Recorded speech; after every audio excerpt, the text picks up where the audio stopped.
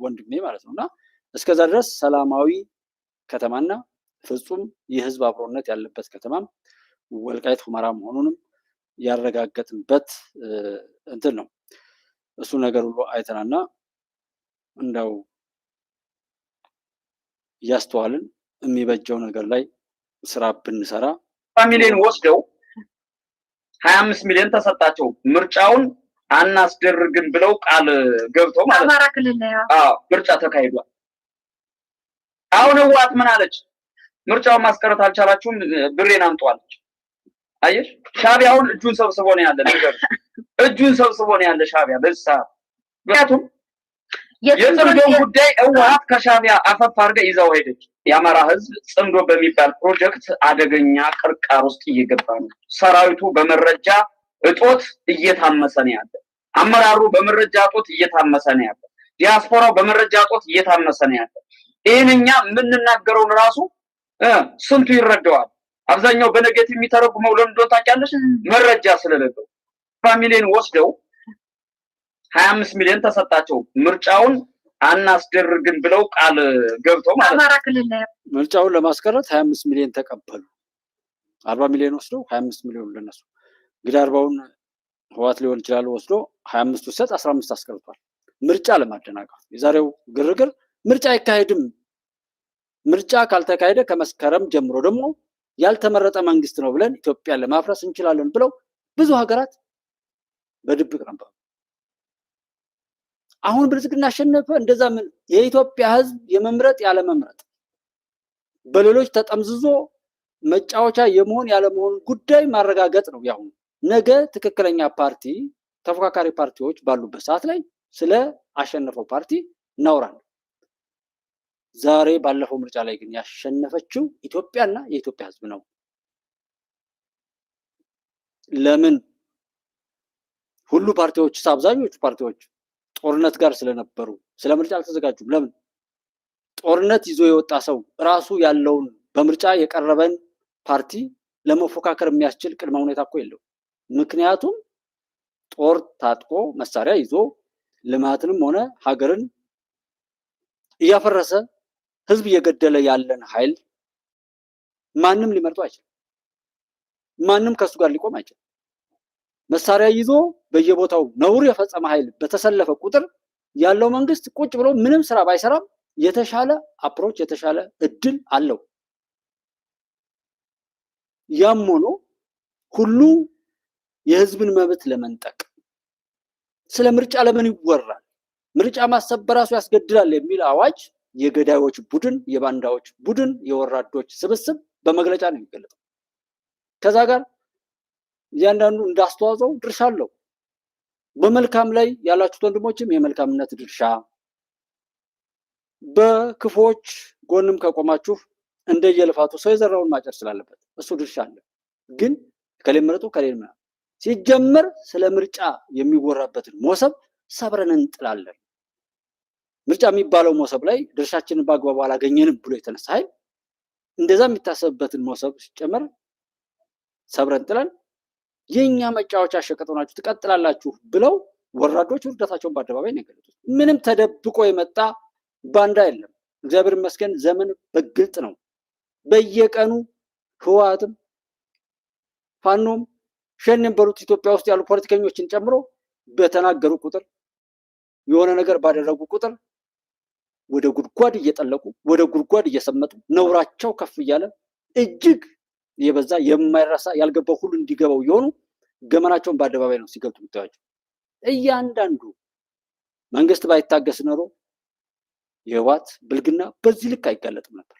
ተደምር ያለው ቢል ኖሮ ዓለም አቀፍ ዲፕሎማሲውን ይዞ የሰረቀውን ሀብት ሁሉ ይዞ ተላላኪ ነውረኛ ቅጥረኞቹን ከመላው ኢትዮጵያ ይዞ አገር ሰላም ትሆን ነበር፣ ወጣን እንገባ ነበር። ያንን ሁሉ እሱ እንቃወማለን ያሉ እና ሀብታሙ አያሌው እና መሳይና መሰል ሰዎች ሁሉ በዚህ ልክ እርቃናቸውን ሄዱ ነበር። እኔ የአማራ ዳይ ነኝ ይሉ የነበሩ የአማራን ህዝብ በየጉራንጉሩ እየተከተሉ በመላው ሀገሪቱ ላይ ሲገሉ የኖሩ ኃይሎች ፋኖ ነኝ ብለው መጥተው እርቃናቸውን በአደባባይ ሲሄዱ እናይ ነበር። አናይም ነበር እኮ። መንግስት ባይታገስ ማለት ነው። ብዙ ለውጥ አምጥቷል።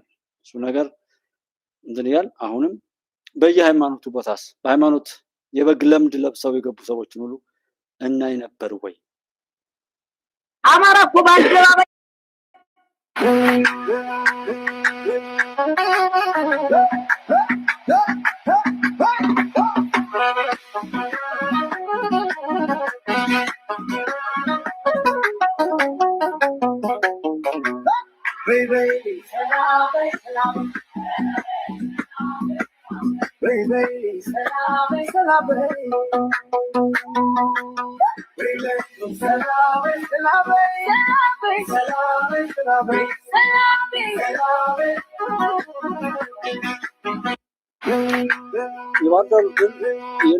ክርስቶስ የተሰቀለበትን ስቅላት ያየ የባህር ዳሩ ድል ይሄ ነው። ይሄንን በተቃራኒ ሰው ሲያወራ አንገቱን ደፍቶ አማራ አንገቱን አስደፋ ነው የሚባል ሐውልት ነበር ባህር ዳር 1 2 ምናምን።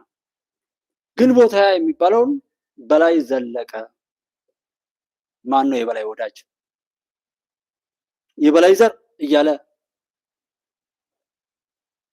ጆሮ በመጥረቢያ የሚቆርጠው እጅ የሚቆርጠው ቤተክርስቲያን የሚያረክሰው ትምህርት ቤት የሚያወድመው ሰው እንደ በግ የሚያግተው መንገድ የሚዘጋው ኢትዮጵያን ለማጽናት መሪው በሄደበት ሀገር ለማሻገር የሰራው አንድ ተራ ሽፍታ በላይ ዘለቀ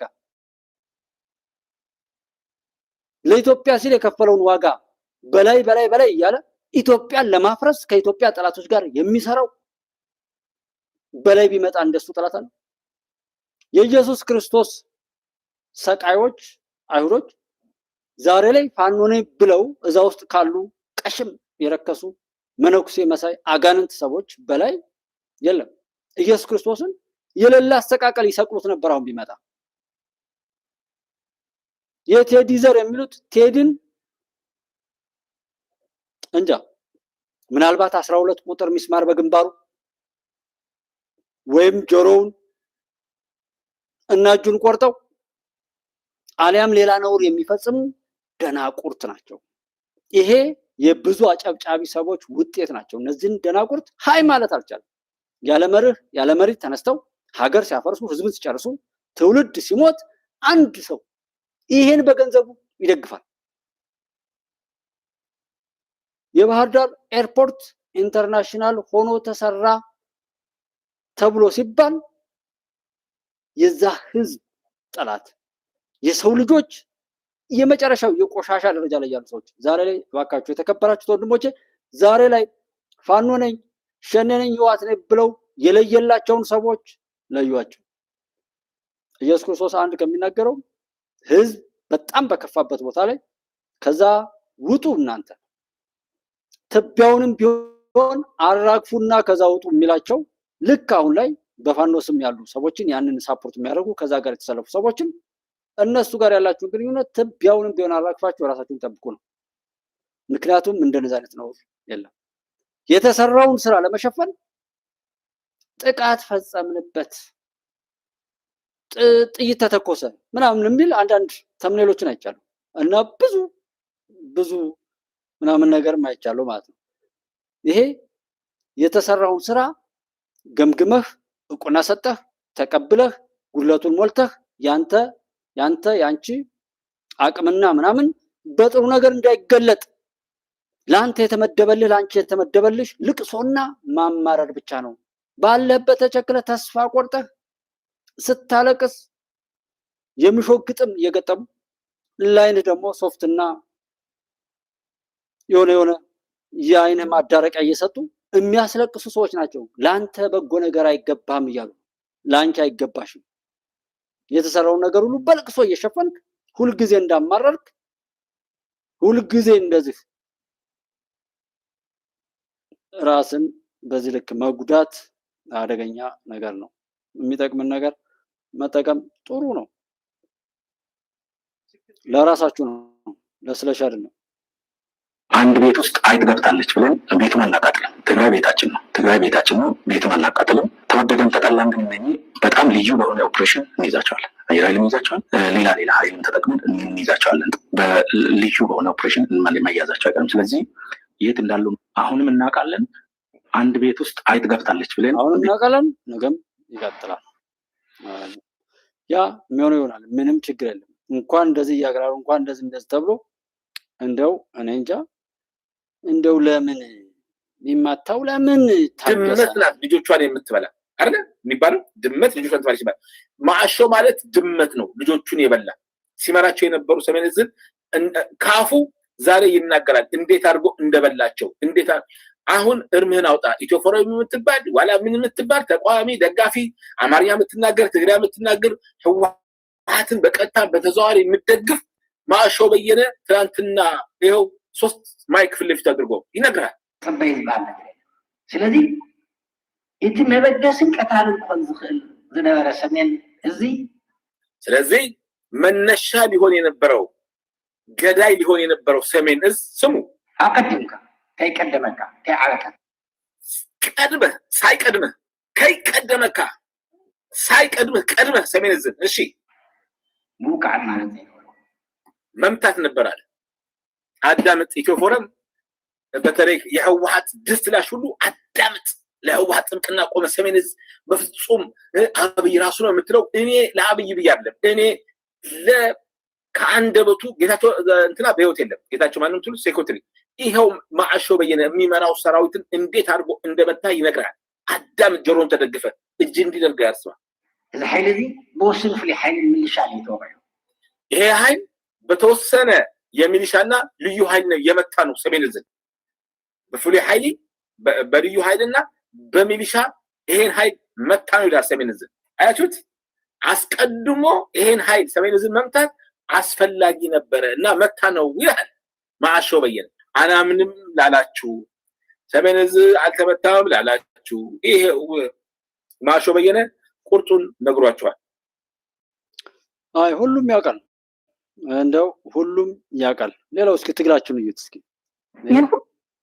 ትግል ለምንድን ነው የምትታገለው? ምንድን ነው የምታስመልሰው? ተዋግተህ ምን ለማስመለስ ነው የሚዋጉት? እስቲ ንገረኝ።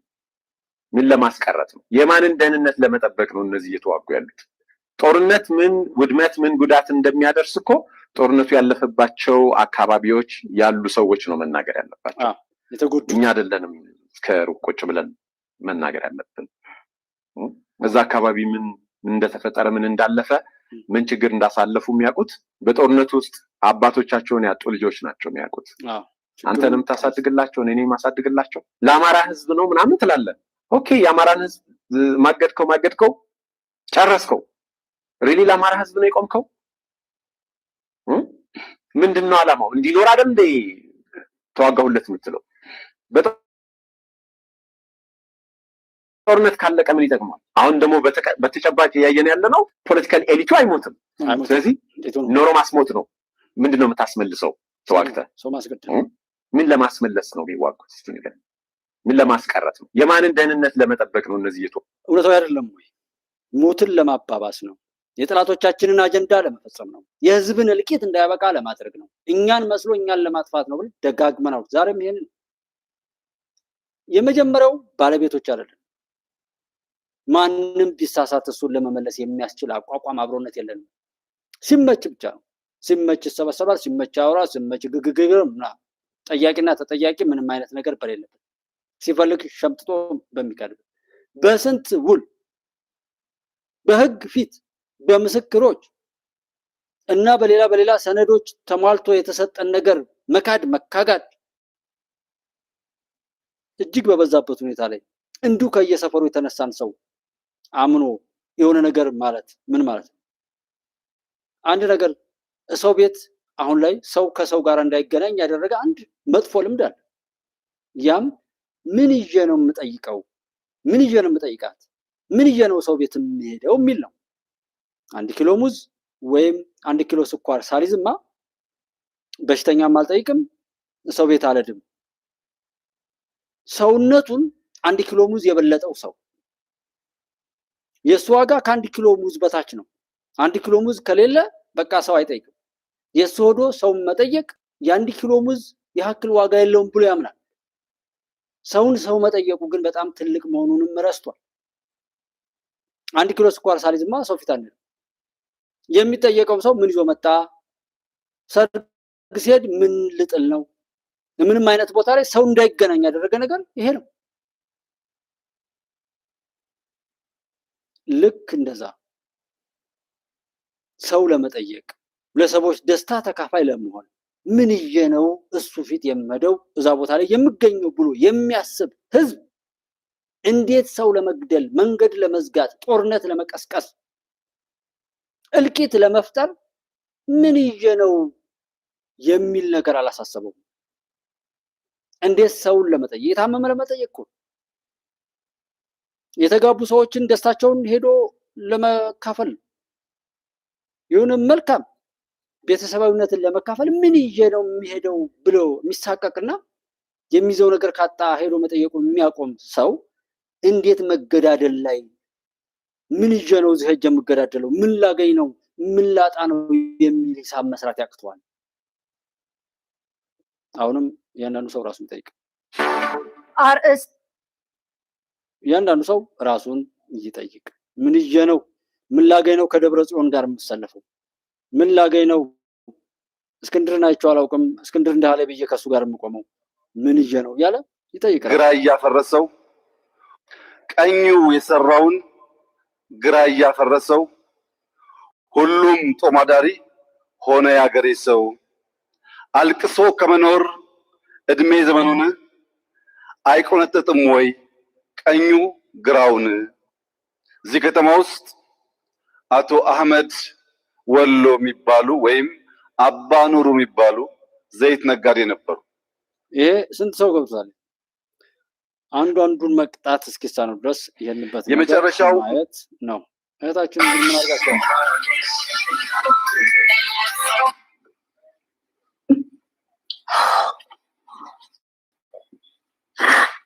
በጣም ያስለቅሳል።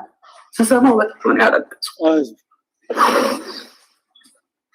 አይ ጋድ ሶሪ። እንደዛ አስለቀሳችኋት አይደል? አብይ አህመድ እንደዚህ ያለቀሰ ጀነራል ሳረግ መገደልን ምን በነገራችን ላይ ከኢሳያስ ጋር ነው የማያይዘው። ጀነራል ሳረግ 10 ዓመት ሙሉ የአብይ ወደ ስልጣን እስከመጣበት ጊዜ ድረስ በኤርትራ በኩል የነበረ ወታደራዊ የስለላ ጉዳዮች በበላይነት የሚመሩ ሰው ነበሩ። ስለዚህ ኤርትራን ውስጧን ጓዳውን በሙሉ የሚያውቁ ብቸኛ ሰው ባይባልም ቁልፍ ሰው ነው የነበሩት ለኤርትራ ፖለቲካ። ስለዚህ ማለት በኋላ ተካሄደው ጦርነት አስቀድሞ ከተደረጉ ዝግጅቶች መሀል አንዱ ሊሆን ይችላል ብለህ ትገምታለህ? በጣም ገምታለሁ። የኢሳያስ መወገድ የጀነራል ሳረግ መወገድ አንድ ከንትን በስተጀርባ እንዳለው ገምታለሁ። ለምን ኢሳያስ እንዲጠየቅ ከሚያደርጉ ሰዎች አንዱ ሊሆኑ የሚችሉ ሰው ነበሩ።